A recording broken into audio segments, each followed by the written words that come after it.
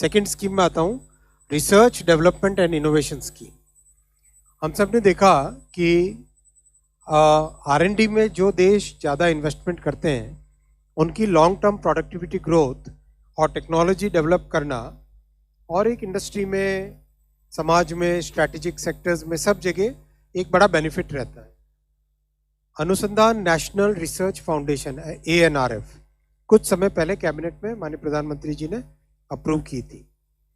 ANRF ने देश दुनिया में लंबे कंसल्टेशन किए, कई ऐसे देशों के प्रोग्राम्स भी स्टडी किए, जैसे इजराइल का प्रोग्राम है, जैसे US का प्रोग्राम है, जहाँ पे सिंगापुर का प्रोग्राम है, जर्मनी का प्रोग्राम है, जिसमें रिसर्च से प्रोडक्ट तक ले जाने का एक बहुत अच्छा रोड मैप बना हुआ है। रिसर्च से प्रोडक्ट तक ले जाने का एक अच्छा रोड मैप बना हुआ है। उस रोड मैप, उस लर्निंग और उस कंसल्टेशन के बेसिस पे ये प्रोग्राम बनाया गया है, जिससे कि प्राइवेट सेक्टर जो आज की इकोनॉमी और भविष्य की इकोनॉमी में इम्पॉर्टेंट सेक्टर्स हैं, उन सब डोमेन्स में रिसर्च करने के लिए और रिसर्च के बाद में उसको प्रोडक्ट लेवल तक ले जाने के लिए सपोर्ट इसमें दिया जाएगा।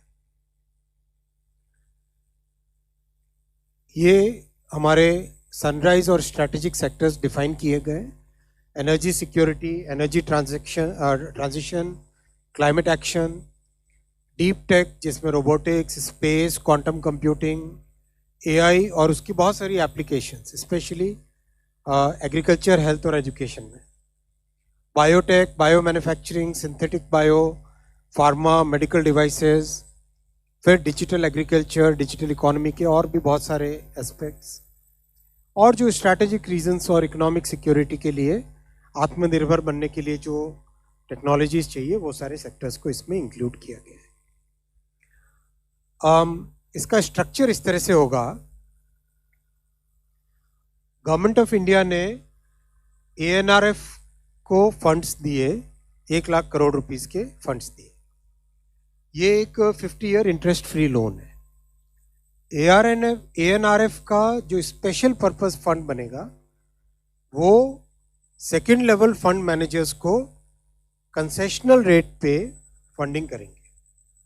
सेकेंड लेवल फंड मैनेजर्स में बहुत सारे हमारे जो अभी एग्जिस्टिंग फंड मैनेजर्स हैं और इसके अलावा भी नए फंड मैनेजर्स जो डेवलप करेंगे, उन सब के पास ये फंड जाएगा। वो लोग नीचे प्रोजेक्ट को असेस करके, अप्रेज करके, उसकी वेटिंग करके, प्रोजेक्ट बाय प्रोजेक्ट सिलेक्शन करके आगे फंडिंग करेंगे। ये जो फंडिंग होगी वो सपोर्ट इक्विटी और डेट दोनों तरह का होगा। जैसे VC फंडिंग होती है, वेंचर कैपिटल फंडिंग होती है, वैसे ही इसमें VC और डेट का कॉम्बिनेशन रहेगा। सारे सेक्टर्स जो स्पेसिफिकली डिफाइंड है, उन सेक्टर्स में ये फंडिंग जाएगी। बहुत अच्छा स्ट्रक्चर है ये, और ऐसा स्ट्रक्चर दुनिया में बहुत सारी जगह सक्सेसफुल हुआ है, और इंडस्ट्री के साथ डिटेल डिस्कशन होने के बाद में ये स्ट्रक्चर बना है। गवर्नेंस के लिए बहुत एक ट्रांसपेरेंट मैकेनिज्म बनाया जाएगा। एक तो ANRF की गवर्निंग बॉडी रहेगी, उसकी एग्जीक्यूटिव काउंसिल रहेगी, ये ब्रॉड पॉलिसी डिसीजंस के लिए। उसके बाद में डे टू डे जो डिसीजंस होंगे वो एम्पावर्ड ग्रुप ऑफ सेक्रेटरीज, इसमें जिस सेक्टर का प्रोजेक्ट है उस सेक्टर के सेक्रेटरी भी शामिल होंगे। मान लो एनर्जी ट्रांजिशन का क्लाइमेट एक्शन से रिलेटेड है, तो उसमें MNRE के सेक्रेटरी शामिल होंगे। मान लो AI से रिलेटेड है, तो METI के सेक्रेटरी भी शामिल होंगे। मान लो बायो फार्मा है, तो उसमें हेल्थ सेक्रेटरी और फार्मास्यूटिकल के सेक्रेटरी भी उसमें रहेंगे। नीचे इन्वेस्टमेंट कमेटी बनेगी, जो कि जिस तरह से वेंचर कैपिटल इंडस्ट्री में इन्वेस्टमेंट कमेटी काम करती है प्रोजेक्ट को अप्रेज करने के लिए, वो उसी मेथड से काम करेगी। This is a very good, very transparent and a very detailed structure which is based on the consultations with industry, consultations with many other governments who have done similar structures in the past. So I think this will be a path-breaking scheme which will really help our country develop many new technologies and take them to the product level.